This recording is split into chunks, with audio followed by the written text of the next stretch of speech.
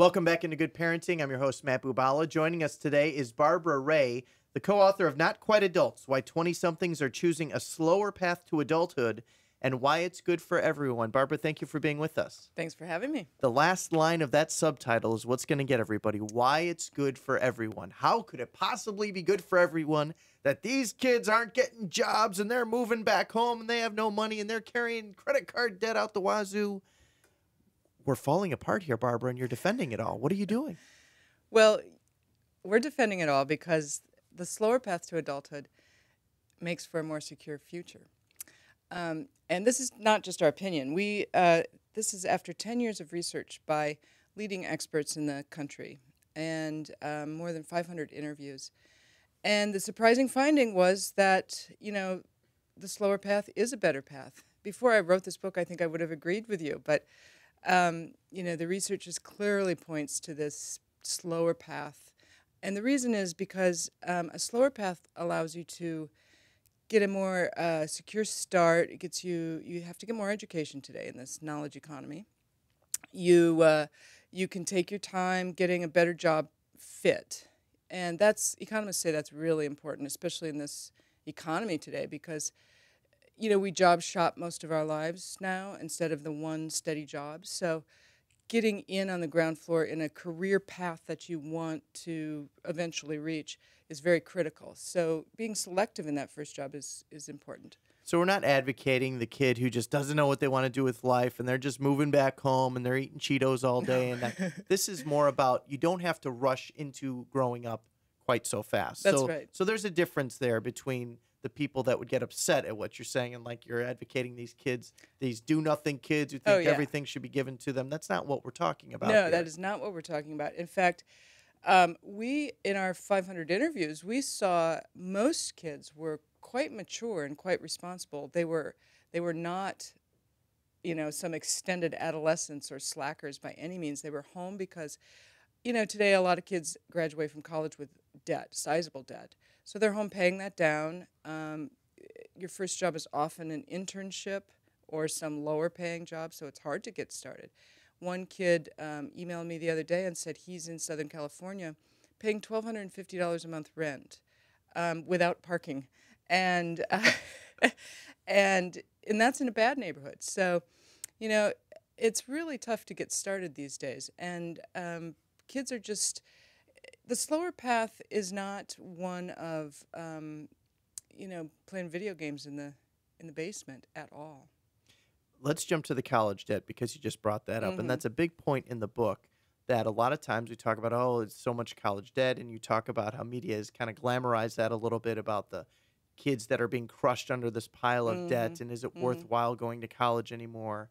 Right. When you're going to leave maybe with $60,000 in loans that you're going to be paying off and not saving for your own kids' education because you're still paying off your own. But that's not really the whole picture, is it? You argue that debt, if incurred the right way, is the most important debt you need to take on. Yes. Economists call that good debt.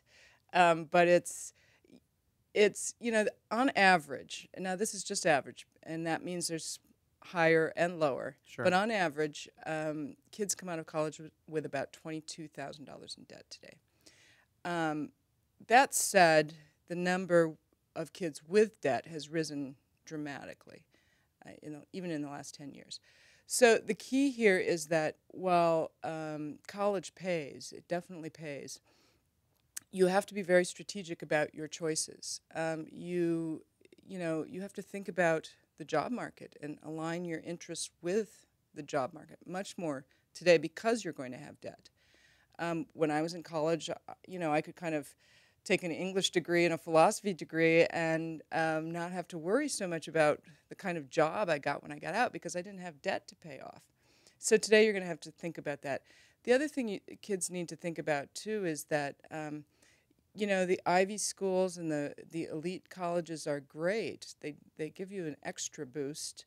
But, if you're going to be a teacher or if you're going to go into social work or some of these lower paying fields that are marvelous fields to go into, you might want to think the state school is just fine. It's a great system. So you don't always need the Ivy League or the expensive college degree. You do need a degree of some sort, but I think you have to know who you are and what you want. Well, see, that's interesting because that's the conundrum here. Because to go to college and take on the right kind of debt that you know it's going to be what you Hmm. should have done, you need to know who you're going to be or who you want to be. I didn't know who I wanted to be at 18. I mean, I'm 39 now and kind of figuring it out, I feel like, but I certainly didn't know when I was in college, and I was lucky enough that my parents were able to pay to send me to college, and I Hmm. got this English literature degree because there's a demand for that in the Yep. world, Yep. and then kind of floundered around and found my way. But while a lot of us want to argue these kids shouldn't be coming home and doing these things or delaying their life, they got to get out there and get to work. At the same time, if you don't know what you want to do, it's very tough to say, okay, well, let's go to this school and these are good paying Right. jobs in the future. Well, I don't know if I want to do that, but it's a good paying job. So now I forced myself into that. And how far is that really going to get you? So how do we balance that out? Yeah, well, I think we have to help kids make these decisions earlier. And this is where parents come in too. They can help guide, but allowing your young adult child to move home is really giving them a great resource to think about those things and figure those things out. Um, I think it's one of the greatest resources that parents are providing today. Now, of course, not every parent can afford to do that, and so that's where we have this split. And a lot of kids are treading water and sinking as they try hard to figure out what they want to do, and maybe haven't made a good choice at first, and got to college and thought, ugh, this is not what I want. I don't know what I'm doing here. So they drop out. They drop out with debt still. And then they try to, get into the job force, figure out what they're going to do. So they wander around a little bit, but they're in low-paid jobs. So, and the rent is still due. So it's very hard, and you quickly start to dig a hole for yourself. And today it seems that hole is easier to get into and harder to get out of.